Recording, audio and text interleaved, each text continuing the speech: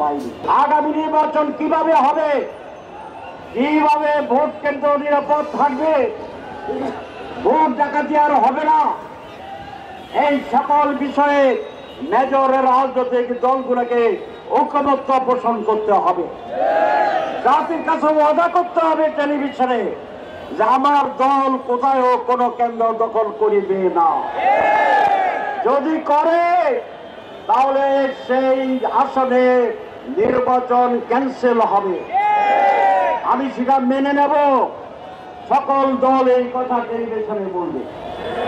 আর প্রধান উপদেষ্টা বলবেন যেখানে নির্বাচন সুষ্ঠু হবে না, সেই রকম যদি একাধিক আসন হয় তাহলে আমি এই নির্বাচন, গোটা নির্বাচনকে বন্টন করে দেব, বাতিল করে দেব, নতুন নির্বাচন হবে।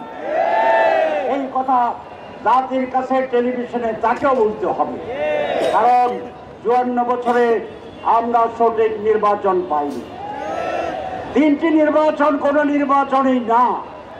সুতরাং বাংলাদেশ, এই দেশের মানুষ আরেকটি প্রহসনের নির্বাচনকে কোনোভাবেই দেখতে চায় না, মেনে নেবে না। সুতরাং নির্বাচন যদি সুষ্ঠু না হয় তাহলে বাংলাদেশ আবার অন্ধকারে যাবে, আবার শেখ হাসিনার যুগে চলে যাবে। সুতরাং যারা নানা অজুহাতে নির্বাচনকে নানাভাবে প্রভাবিত করতে চাচ্ছেন, প্রশাসন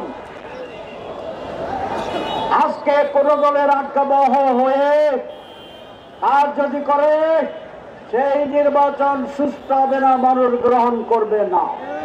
সুতরাং লেভেল ফিল্ড ইকুয়াল তৈরি করার জন্য প্রকাশ্যে স্টেপ ডাউন করার দাবি জানাচ্ছি আমি প্রধান উপদেষ্টার কাছে এবং নির্বাচন